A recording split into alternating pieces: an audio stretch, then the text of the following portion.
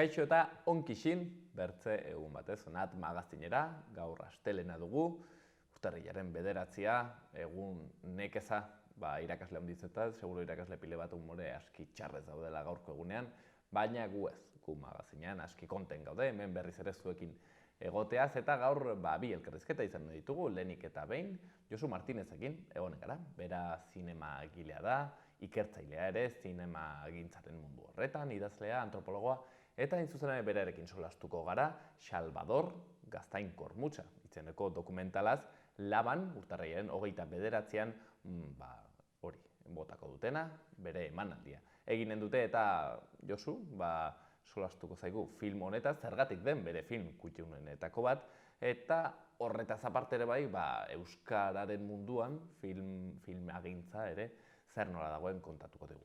Bigarren elkarrizketan berriz, Xumar zer non ikusi plataformako kidea denarekin egonen gara, eta kasu honetan ere zinemagintzaz arituko gara, eta euskal zinemagintzaz izan ere plataforma hau sortu dute, zer non ikusi, katalogatzeko streaming plataformetan dagoen euskarazko eduki guztia. Ikusiko duzu zertan datzan. Guzti hori baino lehen, has gaitezen betiko edukiarekin. Urtarrilaren 9ko efemerideak. 1822an, Adriano de Utrecht, Eliza Katolikoaren aita santu aukeratu zuten, Adriano VI izenez hartua. Joan Paulo bigarrena arte ez da italiarra ez den bertze aita santurik izanen. Eta 1868an, Alfonso Bigarrena Bartzelonara iritsi zen Marseilleatik Navas de Tolosa izeneko fragata. 1908an, Simone de Beauvoir, idazle filosofo eta feminista frantziarra jaio zen. Eta 1986ko urtarrilaren 9an, Kodak enpresak bat-bateko kamerak egiteari eta saltzeari utziko zion, patente kontuan polaroidekin zuen borroka galdu eta gero. Ikus ditzagun gaurko berri nagusien lerroburuak.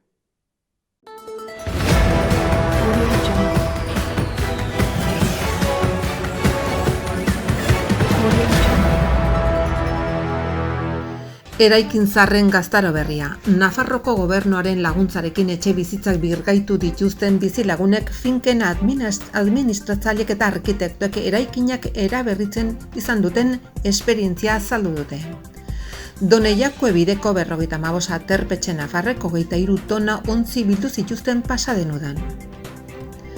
Landa garapenak 1.130.000 euro ordaindu ditu nekazari gazteak instalatzeko, laguntza horiek 63 onuradunei eman zaizkie.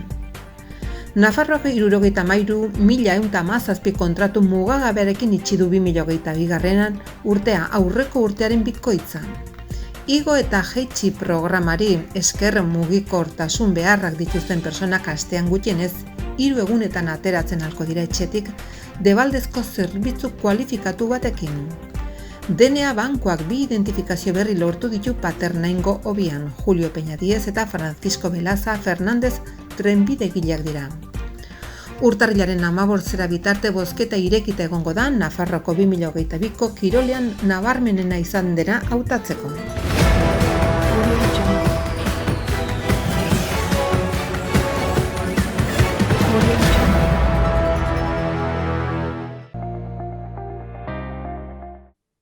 Eta guazen orain gaurko egunkarien azalak ikustera, gaurkotasuna zertan dagoen jakiteko. Diario de Notiziasekin hasiko gara beti bezala lerroburu nagusian, zigor arloko bitartekaritzak 769 kasu hartatzen ditu eta 10tik 6 adostasunera iristea lortzen du. Gai gehienak, lesioak eta mehatxuak dira. Justizia errestauratiboaren zerbitzuak 547 gai hartatu zituen 2019an eta 662 2020an. Akordioen 143 biktimarioaren barkamenarekin amaitzen da eta 133 elkarrekiko errespetu konpromisoarekin. 124 familia bitartekaritzetatik erdiek ez dute fruiturik ematen. Argazkian berriz manifestazio ondorengo hitzartzea eta izenburuan indarkeria matxistaren aurkako aldarria bertzegun beltz batean. 100 pertsonak Sara Pinoren heriotza gogoratzi zuten Twitteran. Eta 3 emakume hil dituzte baita ere, estatuan igande tragiko batean. Montero ministroa koordinazio neurriak hobetzearen alde egin du. Bertze berri batean, Fragak Jurramendiko gertakarietan duen erantzukizuna azaldu dute. Karlistei emandako txostenak estatuko gai bat aipatzen dute. Diario de Navarran lerroburu nagusian, ikasle nafarren 154 ingelesa indartzeko programetan ikasten du. 40.000 ikasleek IP egiten dute eta 8.200 bigarren hezkuntzako hizkuntza programak. Argazkian, manifestariak elastiko horiz eta banderaz jantzita Brasilgo Kongresu Nazionalean sartu dira. Izenburuan, bolsonaristen erasoa Brasilen. Presidente ohiaren aldeko 100 lagunek kongresua, presidentzia eta auzitegi gorena inbaditu dituzte. Berri gehiagotan, Montejurra 76, estatuak partida karlisten aurka egindako plana izan zen. Eta emakumezkoen osasunak Bartzelonari kopa irabazteko prest. Gara egunkarian, Brasilgo ultraeskuinak Trumpen kolpismoa emulatzen du. Jair Bolsonaro buruzagi ultraeskuindarraren milaka jarraitzailek eraso egin zieten atzo Brasilian Kongresu Nazionalari, Plano Alto jauregiari, gobernuaren egoitza, eta Gorte Gorenari. Argazkian hain zuzen ere, ministerioen zabalgunea Bolsonaroen den jarraitzailek okupatu zutenean, estatuko 3 boterei erasoz. Eta lerroburu gehiagotan, Euskal Herritik etxera, harresien arteko urrats naturala.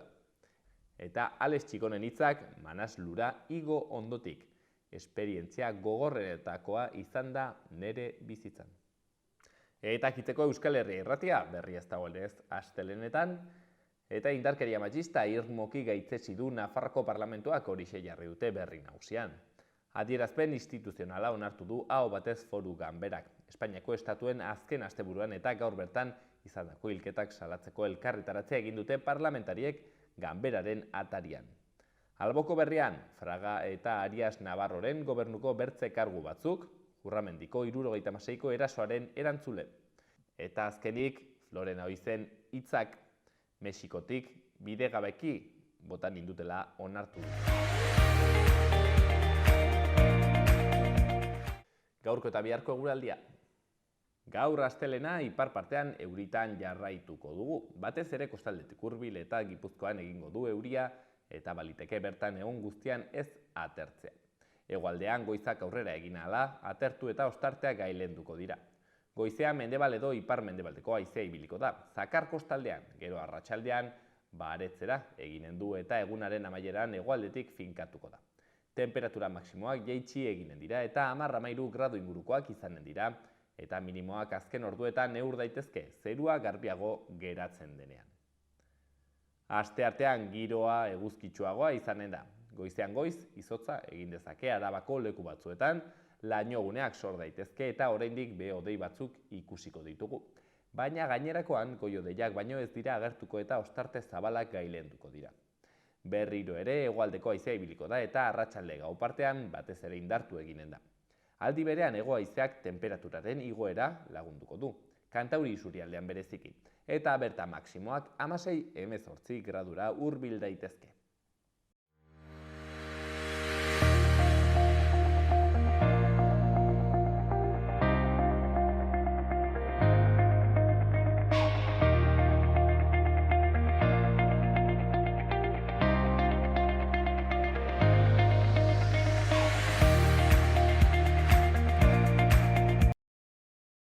Bueno, gaurkoan filmezale jarri gara, eta bi elkarrizketa izanen ditugu zinemagintzaren inguruan.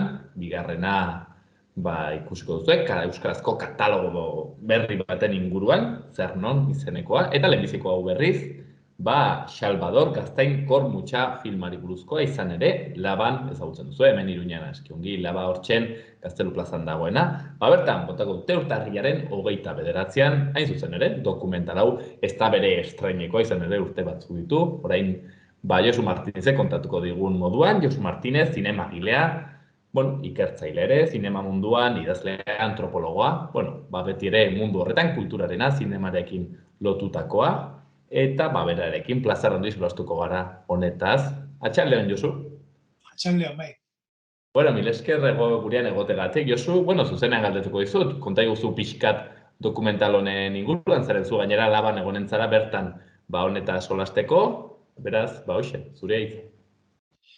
Bueno, ziklo bat da, hau eskatzen zaigun zinemagile batzuei filma bat hautatzeko, gure gustoko filma bat hautatzeko eta horren inguruan eliztatzeko gero. Eta, bueno, nik hautatu dut filma amateur bat, 1977an egina, Juan Mi Gutierrez deitzen zen zinemagile gipuzkoar batek egina, eta Salvador Gaztair Kormutxa deitzen dena. Salvador bertsolaria hil berritan egin zena. Eta, bakizu, holakoetan zein da zure filme maitena, galdetzen dizutenean batzutan niri etzai gustatzen holakoa, ze ematen du interesante plantak jarri behar direla eta ahalik eta arraroena, ez? Hautatu, ez dakit, dokumental iraniar bat edo holako zerbait. Eta, bueno, pentsatu dut alderantziz, ez, gure herriko filma xume bat aukeratzea, oso xumea dena, egina izan zena, lehen esaten nuen bezala, modu amaterrean, baina hala ere nire ustez balio handia duena, historikoki, baina oso goxoki ikusten dena ere, polita dena ikusteko, eta baduena emozio handia niretzat, eta erakusten duena, askotan ikuslea emozionatzeko ez dela behar izugarrizko kamara edo izugarrizko dirua, baizik eta, bueno, egin daitekeela gauza eder bat herritar modu batean ere bai.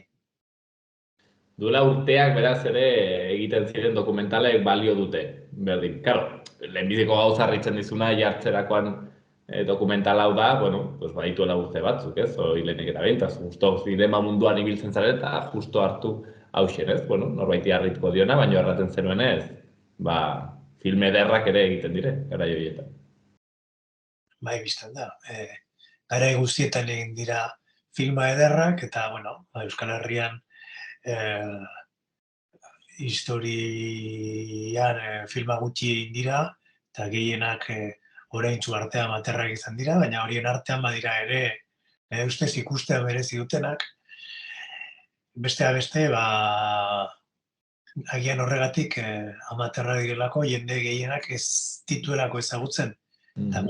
Horregatik ere, filma honi aukera bat eman nahi nion. Salvador Gaztain Kormutxa hori ez dut ezagutzen, izanen da, pilon erraten den bezala, ez? Holako zerbait, ez? Jaten ez den Gaztain hori da? Bai, bueno, pelikula, lehen esaten duen bezala, Salvador hil eta zonbait hilabetera filmatzen du Juan Mi Gutierrezek, Urepelera joan, eta hor ikusiko dugu Salvadorri buruz hitz egiten, garai hartan bertsolari itzan ari zen hainbat jende, Matxin eta Lazkao Txiki, eta gero bereziki Salvadorren familia, eta nire ustez bereziki Salvadorren emazteak, Leoni Etxebarrenek hartzen du presentzia ederra filma batean, eta balio du ere, nire ustez, garai hartako emakumeen retrato bezala, eta pentsatzeko batzutan, pentsatzen ez dugun gauza bat, honi behintzate, pentsatzen zidan gauza bat, eta bertsolariaren emaztearen, garai hartako bertsolariaren emaztearen bizia, ez? Eta ez bakarrik emaztearen baita ere semeena zen, eta esan behar da, Salvador, garai hartan Urepeletik joaten zenean Gipuzkoara edo Nafarroara, kantatzera, etzela egunean joan eta etortzen, joaten zela zenbait egunentzat, eta, orduan etxean behar zen lana egin, eta behar zen hortaz okupatu, orduan, mundu guzti horren evokazio bat da filma hori, eta horregatik interesgarria iruditzen zaitere. Neri hoixen ere pastu zait, hasi naizenean ikusten gainetik filma ez dut osorik ikusi, baino halako minutu batzuk ikusi ditut. Eta ostra, hoi pentsatu duten, claro, ez da gaur egungo superprodukzio hauetako bat, engantxatzen dizuna bere hiperestimulo guzti horiekin, baina hala ere sentsazioa bazuela zerbait xarmanta, ez? Bazuela zerbait zukerran duzuna kaso, sentsazioa Euskal Herria solasean ari dela, edo Euskal Herria hori, ez? Ez dakit, zerbait ederra baduela, akaso, ez dakit, ez? Edin ere, serri mundukoa naizenez, pues igual lotura hori ere hurbilago sumatzen dudalako, ez? Baina paisaia horiek, ez dakit, ez? Ardiak ikusten dire, hor, etxeko gizonak, ez dakit, ikusten dut badu igual zerbait Euskal Herritarraiak ukitzen diguna baitere, ez? Bai, ez dakit, hori bakoitzak ikusten ditu pelikulak bere nitik, ez, bere intimitatetik, eta bai iruditzen zait, baduela egiazkotasun bat, bai, eta baduela ahozkotasunaren indarra ere, bai Leonik hitz egiten duenean, edo Lazkao txikik harri baten gainean esarrita kontatzen duenean nola hil zen Salvador, nola bizi izan zuen berak Salvadorren heriotza, bakizu bere omenaldiaren egunean hil zela, hainbat lagun zeudela. Eta Lazkao txikiren relato horretan adibidez, minutu batzuk irauten duena, ahozkotasunaren indar hori oso fuerte sentitzen dut nik, ez? Nola hitz egiten zuten lehenago, eta nola ipuin bat bezala kontatzen duen, ez? Eta horrek izugarrizko indarra du nire ustez. Ahozkotasuna garatuago zegoen lehenago. Gaur egun jarriko bagenor bertzen norbait solasean, ez zuen izango lako indarra edo badago zerbait, ez? Diferentea. Bai, nik uste dut baiez, argi, ez? Zure amamak edo zure aitonak edo zure amatxik edo kontatzen zituen bezala gauzak ez ditu kontatzen zuk. Eta zegoen lehen beste hitz egiteko manera bat, beste pausa batzuk, eta nik uste dut filmak hori hartzen duela, ez? Biltzen duela nolabait. Hala ere, ez dakit, Josu, publiko guztientzat izanen den, edo erreixa izanen den ikustea lehena aipatzen genuenez, eta ez dakizuk gala ikusiko duzun, karo, gaur egun superestimulanteak dire pelikula guztiak, eta orduen bizket galdu dugu pelikulak usteko gaitasuna, arreta hori nola baitere jartzekoa, ez? Ez dakizuk sumatzen duzun hori zure egunerokoan. Bueno, hori, ez dakit zer esan, bakoitzak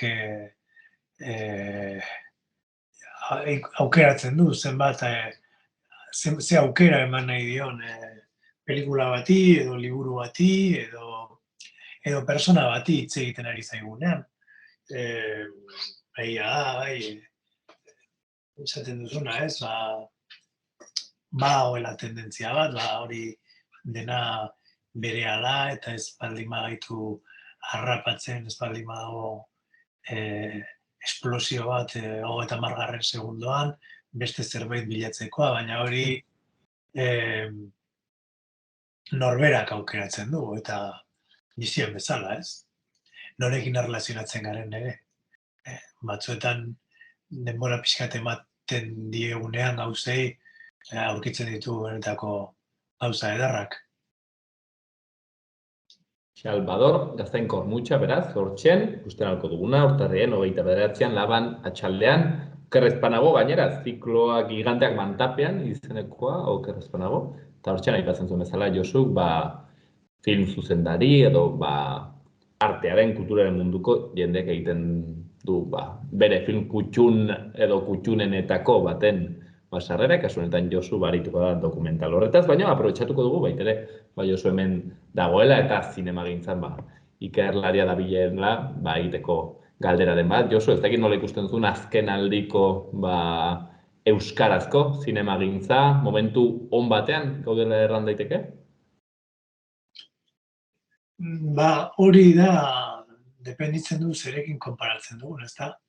Duela 20 urtekoekin konparatuz gero, izugarri momentu honean dago, sekula baino hobean, zero baino gehiago edo zer delako. Bueno, konparatzen baldin baduzu, hizkuntza batek beharko lituzkeen ikusentzunezkoen mailarekin, segurazki oraindik ere urruti gaude. Egia da, produkzio bat estandarizatzen joan dela, edo orain ez garela harritzen euskarazko filmoa dagoenean, baina, esaten nuen bezala, guztiek gehienik ez dugula konsumitzen euskarazko ikusentzunezkorik, edo beste modu batean esan da, gehienetan ez dugula konsumitzen euskarazko ikusentzunezkorik, eta euskaraz bizitzeko hori beharrezkoa litzatekeela, ez? Orduan, ikuste dute bereziki orain, plataformen eta iraultzarekin, izugarrizko iraultza baita hori, bidegurutze batean dagoela ez euskarazko zinema, baizik eta euskara hizkuntza bezala, edo euskaldunok, ez? Euskara jendea. Eta orduan, ikusi beharko da horri aurre egiten edo tren horretara igotzen asmatzen dugu, baina hilala bizikoa dela pentsatzen dut. Ez da gutxi, gero hain zuzen ere, solastuko gara horretaz ere bai, zer da non plataforma katalogo horren aritik. Josu, ala ere, ez dakit zure sensazioa den produktuak egiten direnak, ekoizpenak, ez dakit desienteak diren, arro egotekoak diren, ez dakit zerbait botatzen duzun faltan, zinemagintzan, euskal zinemagintzan. Desientea diren edo ez diren, hori nire ustez ez da importantea, esan nahi dute, badira kalitatezkoak eta badira niri gutxiago gustatzen zaizkidana, baina nahi nuke niri gutxi gustatzen zaizkidan gehiago baleudez. Netflixen dauden gauza gehienak ez zaizkit bat ere gustatzen, baina hor daude eta beste batzuei gustatzen zaizkie. Orduan ez dut uste beste denik ez da egite ze mailako gauzak egitea edo, baizik eta guziei edo gizarteko jende ezberdinak gustoko zerbait aurkitzea euskaraz. Eta horretarako, behar dena da, lehen esan dudana, apustu sendo bat, apustu estrategiko bat, instituzioen aldetik eta gizarte zibilaren aldetik ere, baina hartzeko hori esan dudana, segurazki iraultzarik handiena gaur egungo gizartean ikusentzunezkoaren iraultza da, eta orduan edozein hizkuntzak 21. mendean biziraun nahi baldin badu, ondoko belaunaldietan, esan gabe, belaunaldian, hor presentzia handia izan behar duela, eta euskarak ez dauka. Erra nahi du Josu, bakit polemika egon zela duela hilabete edo urte pare bat, euskarazko zabor telebista ere, edo zabor edukiak egon behar dira? Bai, zergatik ez, noski baietz, eta euskarazko esan dudan, niri gustatuko zaizkianak, eta zergatik ez dut ikusten polemika zer gara besteak, baino besteak hori horrela hasi gero, hori, ere ez da egongo gero, euskaraz biluzik agertzen den pelikularik jenterik, eta ez da egongo ez dakitzeri buruz gaizkitze egiten duen jenterik, eta ez da gaiztorik egongo euskarazko pelikuletan. Artea izan behar da, eta ikusentzunezkoak, eta dena askatasunaren eremu bat, eta gero, bakoitzak ikusiko du zer ikusten duen, baina lehen esan dudan bezala, guztien egon behar da, guztien gustorako egon behar dira gauzak, ere ustez. Josu, azkeneko galdera bat, ikusi duzun azkeneko film bat, deigarria burutan geratu zaizuna, interesgarria, komendatzen alduzun, ez dakit? Ez dakit zer esan. ikusi dut berriki serie bat, gustatu zaidana, Marco Bellocchiorena, Aldo Moro demokrazia kristauko presidentea nola baitu zuten brigada gorriek hori kontatzen duena, eta filminen dago ikusgai, hori ikusi dute azkenekoa, eta gustatu zait. Bueno, hori aipatu. Hortzen, hor botatako komendio horrekin, utziko dugu hemengoan, berriz ere oroituz, urtarriaren 29an Laban Atxaldez, igandeak Mantapean, hortzen izanen dugula, Salvador Gaztain Kormutxa, dokumental, erraten zen bezala Josuk, fin hori, berezi hori, baditu urte batzuk, baina hala ere merezi duen dokumentala, eta bertan, Josu Martinez, film horretaz solasean. Josu, mila esker handitz gaur hartutako tarte honengatik. Mila esker zuen.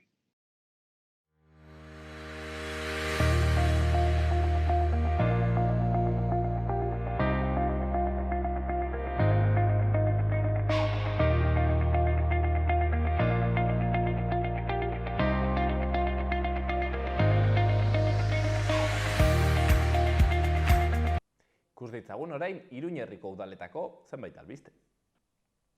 Antxoaineko parkean euskaraz ekimenean, helduen naiz aurren arteko hizkuntza ohiturak euskarara ekartzea da helburua, eta parte hartzaile guztiek euskaraz jakin behar dute horretarako. 2 eta 5 urte bitartekoak izan behar dira eta arduradun batekin. Antolatzaileak Alaitxo Guraso elkartea, euskara zerbitzuarekin elkarlanean. Hortzegunetan izanen da 5:30 6:30 eta izen ematea urtarriaren 20 arte. Arangurenen jakinarazi dute 2023ko Espainiako udal hauteskundeak 2023ko maiatzaren 28an igandean eginen direla. Udal guztietako zinegotziak aukeratuko dira egun horretan, bai eta alkateak ere kontzeju irekia duten udalerrien kasuan. Aldi berean 2023ko Espainiako hauteskunde autonomikoak izanen dira. Eta Iruñean iraunkortasun eskolaren urteko lehen hiruhilekorako programazioa abian da. Hondakinen kudeaketa eta berrerabilera ardatz hartuko ditu. Tailerrak, erakusketak eta hitzaldiak antolatu dira, guztiak doakoak, eta herritarren zientziaren laborategi ere bai berregituratu dute. Horrez gain, Alde Zaharreko emisio txikiko eremutik zirkulatzen duten ibilgailuek ez dute ingurumen bereizgarririk izan beharko. Hilaren batetik aitzinera, Alde Zaharreko sarbide kontrolatuko eremua, emisio txikiko eremua izena hartuko du, estatuko araudira egokitzeko. Eta urtarrilaren 10ean, asteartean, bihar, hiriko 6 nerabek aurten Bruselara bidaiatzeko prozesua irekiko da, Cowork Kids udal programaren bitartez. 7 egunez, Europar Batasuna sustatutako Erasmus Plus proiektuan parte hartzeko izen emateak jasoko dira.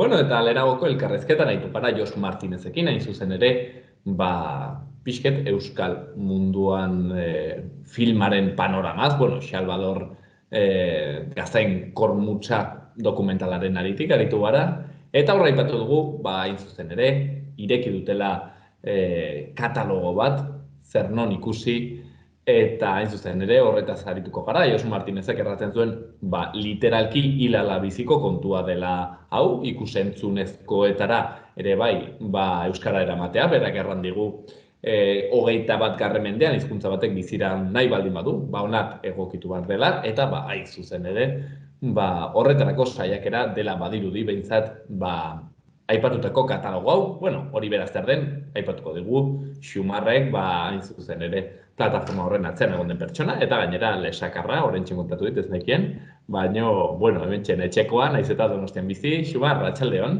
Apa, atxaldeon bai. Mil esker gurean egotegatik, Xumar, gainera hemen etxean berriz. Lehenik eta behin, zuzenan galdetuko dizut, zer da, zer non ikusi plataforma hau, katalogo hau? Zer non ikusi bilatzaile bat azkenen web horri bat da, zernonikusi.eus, eta helburua da euskeraz ikusentzunezkotan eta plataforma guain indar hartu duten hontan, euskeraz ze eduki dauden, bai, hori, eskuragarri jartzia jendiari, ez? Azkenin, auzolanean sortutako proiektu bat da, aipatu duzun bezala euskarak ikusentzunezkotan duen presentzia eskasakin, arduratuta geunden taldetxo bat elkartu ginen, eta idei hartu genuen Katalunian hasi ziren, gu bino pixka lentxio, desde el sofá.cat web horrian, gauza berdina egiten, ez? Plataformetan eta oroar interneten dauden edukiak nolapait denak zentralizatzen, eta azkenen bilatzaile bat izango litzake katalogo bat dago, eta bilatzeko filtro desberdinak daude, bai izenburuan arabera, bai imaginatu filtro iragazki desberdinak ditugu, aurrentzako edukiak bilatu nahi ditugula, horrei eman eta aktibatzen zaizkigu bakarrik aurren edukiak, edo bakarrik azpititulatuak edo bikoiztu daudenak, azkenen bilatzeko metodo ezberdina daude, baina helburua da horixe, ahalik eta errexen jartzia erabiltzailei jakiteko ze eduki dauden euskeraz, eta klik gutxitan bideratzen zaitu eduki hortara, ez? Demagun etxean dugula Netflix kontratatuta eta filmin, aktibatzen ditugu bi horiek bakarrik, eta hor euskaraz ditugun eduki guztiak izango genituzke, eta klik egin ezkero, bidaltzen digu zuzenean plataformara, edukira, hori plataformen kasuan ordaindua eduki beharko nuke, kontratatu eduki beharko genuke, baina baita ere baitugu saiatzen gara debaldeko edukiak ere jartzen. Bai,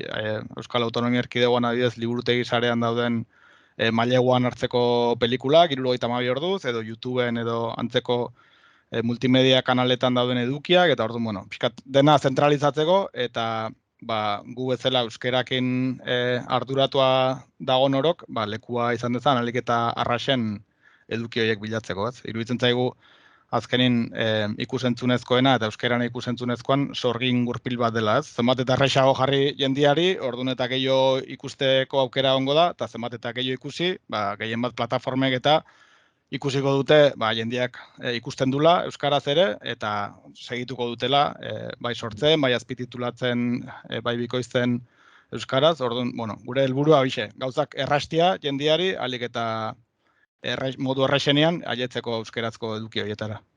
Ze streaming plataforma bildu dituzue oraingoz behintzat, zer aurkitzen da bertan?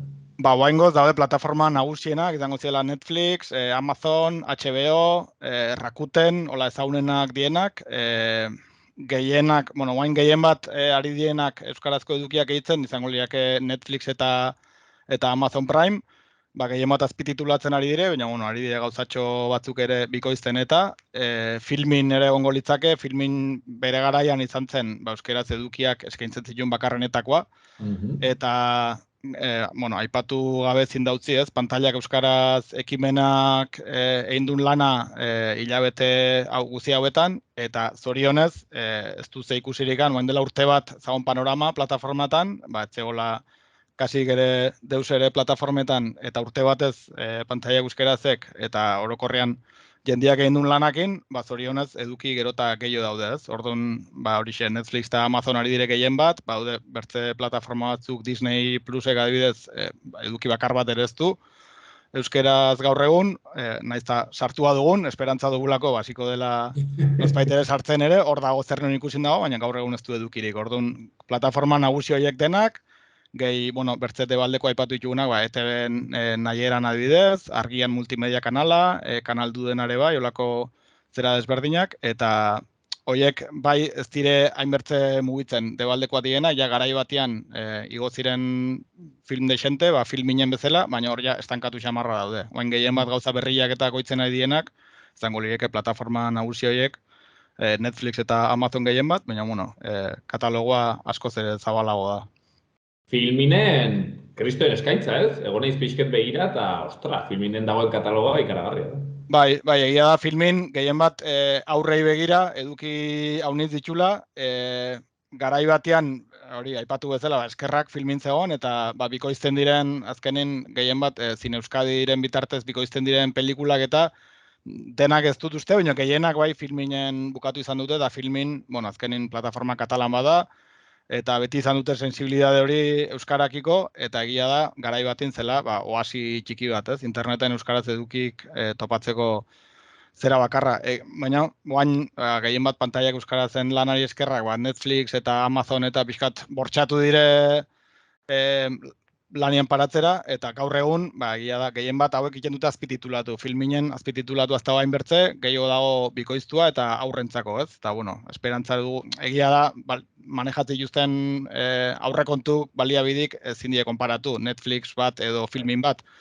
Orduan, bueno, filminen egon badago aukera, baina egia da hauek potenteagoa diren hauek eta bortxarazi die pixko bat martxan paratzera, eta, bueno, ari dire. Lan haunitz dago iteko guainikan, baina, bueno, poliki ari dire plataforma hauek ere euskarazko edukiak gehitzen. Eta gehien bat aipatu jugu plataformak eta interneteko edukia, baina, bueno, daitugu atal desberdinak ere zer non ikusi, adibidez, zinean inguruko egongo litzake, zinean estreinatzen diren euskarazko pelikulak, diela urtean 3, baina, bueno, hor ere badugu, estreinatzen den aldiro, saiatzen gara Euskal Herri osoko ordutegi desberdinak, eta hor ere agertzen, eta, bueno, tamalez, haitz pelikula gutxi bikoizten dire euskerara, eta euskera azpititulatua zinetan ez da existitzen ere. Bueno, atal horire hor dago, baina, bueno, aipatu bezala lan haunitz da hoiteko alor desberdina haunitzetan, eta zinemak izango liake horietako bat. Osea, hor biltzen da ere bai, aipatuzu, Euskal Herriko zinetan euskarazko estreinaldiak, edo euskaraz azpititulatuak edo dena delako edukiak, hor ere ikusten ditugu. Osea, ikusten ditugu estreinatzen direl. Hori, demagun ez dakitze pelikula, baina azkenekoan ez oroitzen zen hain gutxi egiten dire, ez du jarraipen handirik egiten, baina ikusten du pelikula hau estreinatuko datorren hortziralian, Donostin edo Gasteizen edo Iruñan, zer saio dauden, eta saiatzen gara, bueno, lana badu, egia erran, saiatzen gara eguneratzen, eta, bueno, ari gara kolaboratzaileak biltzen provintzia bakotxin eta pixko lagunduko digutenak hori dena eguneratzen, baina asmoa bada, itia katalogo oso bat eta kompleto bat horren inguru, jakiteko estreinatzen diren pelikula gutxi horiek zinematan, noiz egongo diren ikusgai, eta baita datozen estreinaldik ere, hor ere, ez da lanketa hundirik egiten, eta ezin dugu jakin, kasi aste bat lehenago arte, ez dakigu ze pelikula etorriko dien euskeraz. Dakigu espainolezkoak edo frantsesezkoak zein etorriko dien urte bat lehen, baina euskerazkoak, guaz, hola pixkat, asteroko zeran, orduan, enteratzen garen jartzen dugu, Laster estrenatuko da, eta, bueno, saiatzen gara pixko bat zinemarire bere indarra ematen, baina egia da, gaur egun katalogo haitz murritza dela, haitz gauza gutxi estrenatzen dire zinematan euskeraz, orduan, bueno, plataformetakoak hartu du gehien bat indar handina gure web-orrian. Xumar, ikusi dudan bertze kontu bat azukera aipatzen zenuena, da badagoela marrazki bizidunetako edukia handitz, hau da, aurrei zuzendutako edukia handitz. Eta ez egita, nintzen pentsatzen, igual hor pantaiak euskara zen eta zer non ikusi hor atzean egon zareten jendea ere bai, akaso gurasoak zarete landana bat, eta ere, ez dakit ez, bizi izan duzuela pantaietako karentzia hori hain zuzen ere aurren gandik, karo, ez, batzen diezu aurrei marrazki bizidunak edo, ez, hori daude etengabe horrekin, eta ikusten duzu zure burua, derrepente, ez dagoela edukirik, ez dakit ala den, Bai, ez zabiltza urrutxe. Gu zer non ikusin gauden gehienak, guraso gara, eta gara, ikusten da, Dragoi Bolan generaziokoa gara. Orduan gu jaio ginen... Ni ez naiz generaziokoa, baino zalea ere bai. Gu horrekin jaio ginen, nik ere alabari Dragoi Bola itxian, bueno, guantxe gabiltza Dragoi Bola zeta bukatzen, eta goiti beti ikusi dugu, baina guk jaio ginen, telebistan egunero Dragoi Bolan atal bat ematen zuten, eta horren esperuan ginen, eta horreri eskerrak ikasi dugu haunitzek ikaz, eta euskara aberats bat, eta gehien bat ere referentzialtasun bat zun euskara gure egunerokoan. Gaur egun, pantaia euskaratz kriston lan egiten ari da arlo hortan, baina egia da, falta die aur gaztetxoentzako referentziazko edukiak euskaraz. Baipatu dugun pelikula pixarroiek bikoizten dienak zinerako eta bar, dire pelikula merkiak, inork ezauten ez ditunak, Europa iparraldeko herrialde batzutakoak, eta zaila da kompetizia Pixar, Disney, Ghibli edo lako ekoiztetxe batzukin, garai batean bikoiztu ziela horiek ere bai. Daude pelikula aski potentiak bikoiztuak euskerara, baina, hain dela 10 bat urte edo Jaurlaritzako kultura sailak erabakizun etzela gehiago bikoiztuko, eta hola gabiltza, ete baten garai batean pelikula gitz potentiak bikoizten ziren, gaur egun ez da deus ere bikoizten. Orduan, egoera horrela dago. Galdetu bat natzun Xumarrain zuzen ere, zeren, aber zer pastu den hor, lehenago Euskal Telebistan ETB baten zeuden puntako marrazki bizidunak, ez? Eta jendea gaten zen kustera horiek zaudelako muy guai, eta gero gainera euskera zaudelako. Eta aipatzen duzu hori izan dela, ein handi batean Jaurlaritzak, txek, moztu zuelako hor... Bai, nik uste, 10-11 urte edo, derrepente ez, ja, gainbera bat ikusten zen aurrekontutan eta barretan, eta hor 2011 inguru hortan ikuste, erabakitzen, azkenin argudioa da betikoa.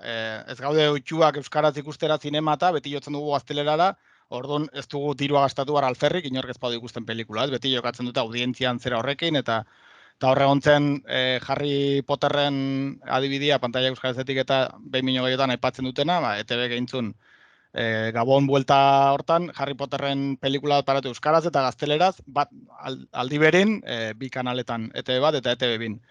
Noski, estadistikoki askoz jende gutxigok ikusiko du berez euskaraz, eta hala izan zen, biek batera emantare, gaztelerazkoak askoz audientziak gehiago izan zuen, eta hor ja uste dut erantzutela, ikusten, garbi dago, euskaraz jende gutxigok ikusten du, orduan ez dugu dirua hontan xautuko, ez? Eta 2011 inguru hortatikan, ja erabakitzen ez bikoiztia euskaraz, eta gaur da eguna, 11 urte pasandotikan, garai batian bikoizten ziren 80-90ko hamarkadan kriston pelikulak, bai aurrentzat, baina baita helduentzat ere. Osa, Harry Potterren guziak adibidez, bigarren ezik, bikoiztu ziren euskarara, eta kriston buma izan zen hori, baina izan zen oasi txiki bat. Baina helduentzako ere, adibidez, azkeneko filma bikoiztu zitunak ETB, izan zen Christopher Nolanen Batmanen trilogia potente hori, horiek 3 bikoiztu daude. Garai batin pentsa ze pelikulak bikoizten ziren euskarara. Gaur egun, hori, erabaki hori hartu zenetik, kriston gainbera egonda orokorrin bikoizketan, ze ETB bai izan zen, zinemarako bikoizten zen igual zerbait, baina gehien bat ETBek bikoizten zuen, pelikula estreinatu eta handikan urte betera, 2 urtera edo dena delakoa, merke bateko zitzaiolako. Baina gauza potentia bikoizten ziren, eta Jaurlaritzak erabakizun hortan dirurik ez gastatzea, eta gaur da eguna, ez da gola kasik estreinaldirik ETBen, bertako pelikulak ere kasi ez dituzte ematen ETBen, orduan, garai batean fikzioan eta gastatzen zen dirua telesailetan eta baitere, ez dago gaur egun ETBen deuse, orduan, aipatu dugun lan hildo ezberdin horietan, gauza uniz daudela hobetzeko eta ETB garbi dago hildo horietako bat dela eta kriston lana dagoela eitxeko arlortan ere.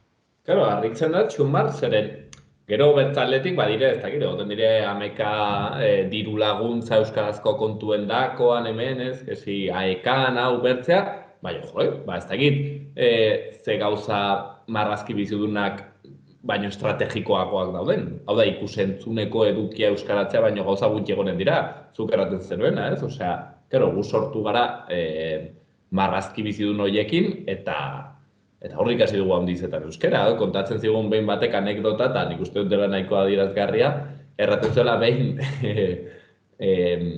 zaudela sensore batean, eta aur batek usten zuela bertze bat solasean euskera, eta berak etzekien euskera solasean, aurronek. Eta erraten zuen, mira mama, ese habla como Doraemon, erraten zuen.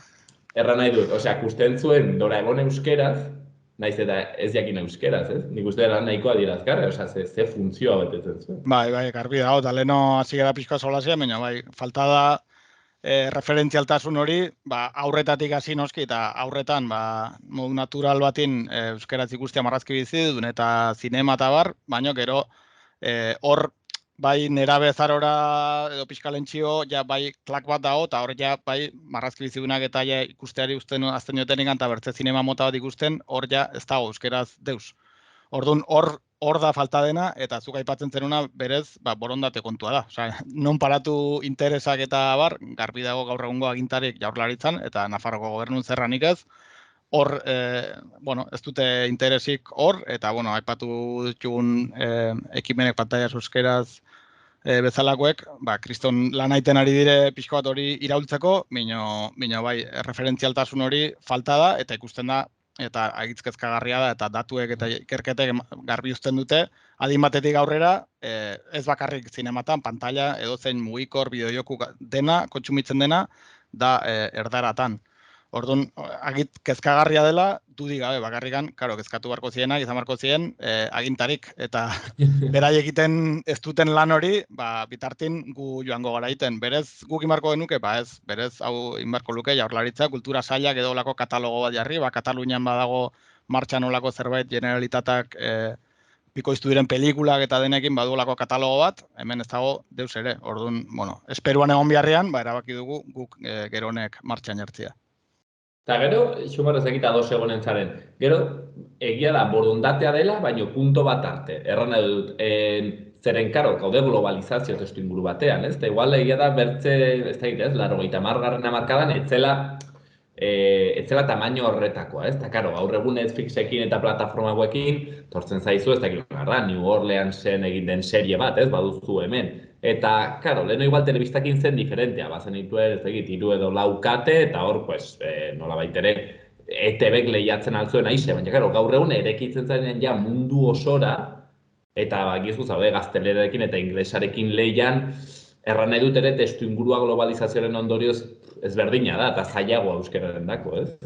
Dudik gabe. Irakurketa horrek egon barko luke egina, aspaldi, erran dut, ETB-en aldetikan eta hor dabiltzanen aldetikan. Gaur egun ikusentzunezkoa konsumitzeko modua erabat aldatu da. Telebista normala, etxian, guk eronek ordenagailua du konektatua telebistara eta dena ordenagailu bidez ikusten dugu.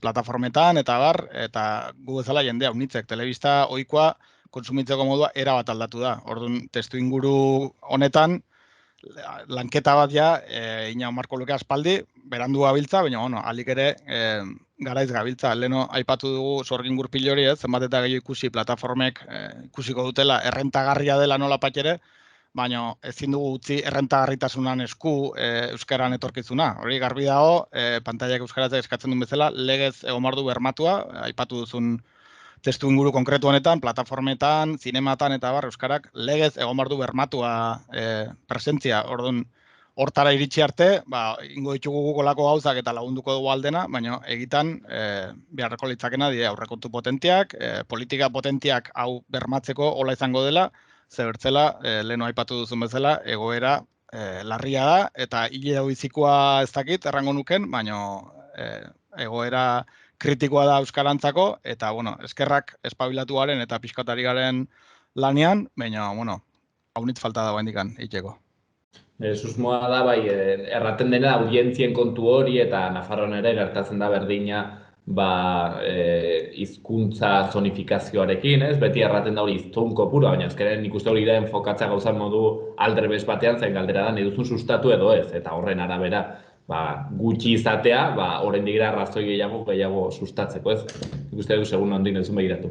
Hala ere, Txumar, bueltatzen bertze kuriosidade bat, egonez begiratzen katalogoa eta filmen katalogoan, filminena barkatu, gusten nituen kristen pelikula pile mendikoak, mendiaren ingurukoak. Hoi ez dakiten estrategikoki egin duzuela Euskal Herritarrak mendizalea garelako edo ez dakit kasualidadea den? Ez, nik ez dakit ere ongin ondik ateitzen diren, baina bai leheno aipatu dugun autonomia erkideoko liburutegi sarean dauden mailegatzeko dauden filmen artin, daude kriston pelikula pila mendiak intzer ikusia dutenak. Hori ez dakit nondikan, pakete bat erosi zuten igual non batetikan merke xamar eta bikoiztu dituzte pila, baina egia da dokumental lexente daudela ez sobera txura ona dutenak eta igual gero interesantiak izango dire.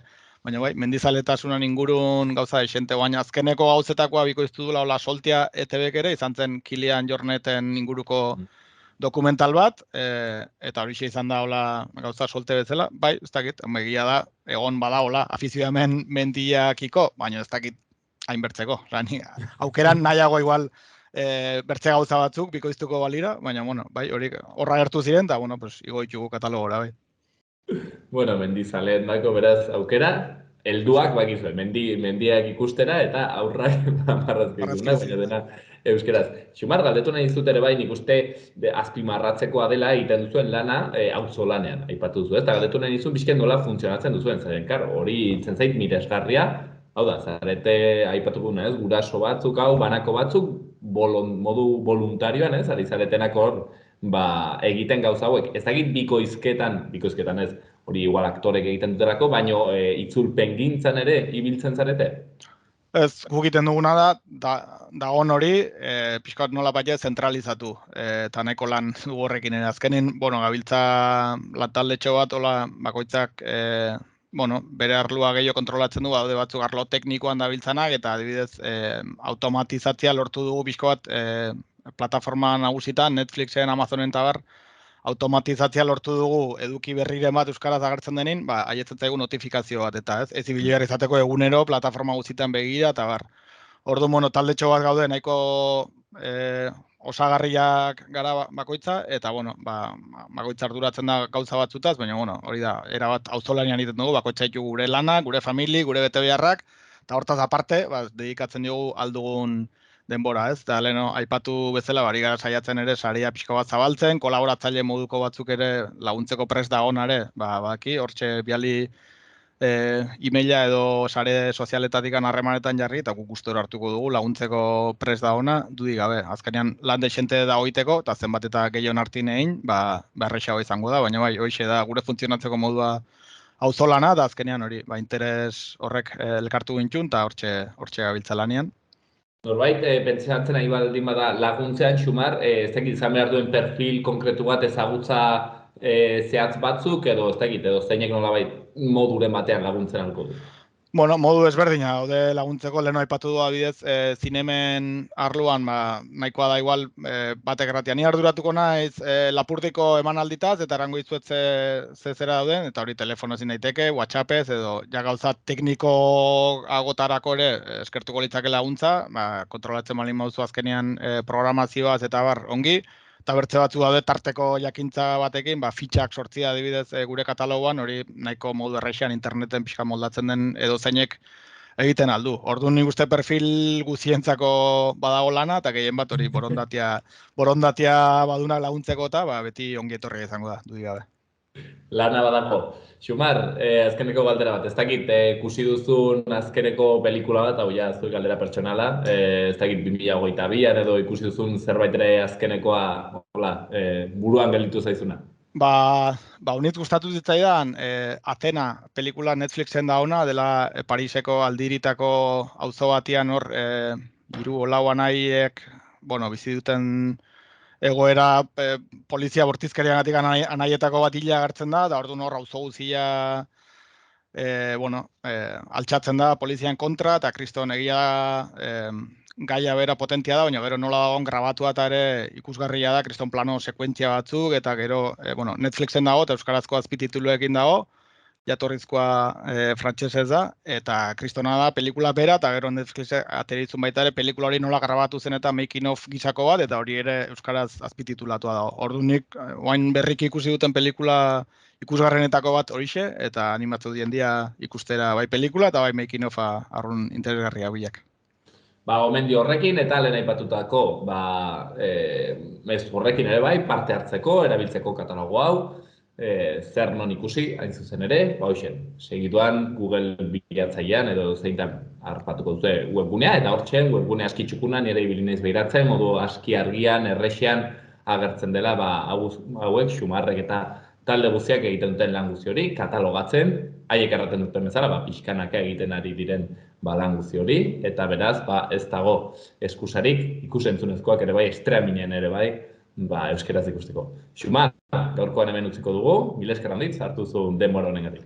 Eskerrik asko zuri.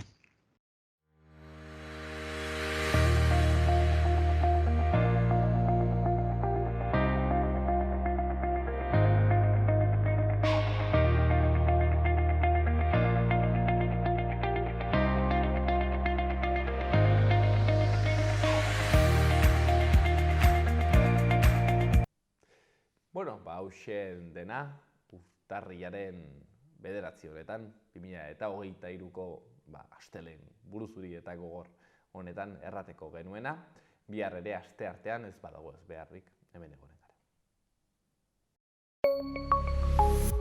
Gobierno de Navarra. Nafarroako gobernua.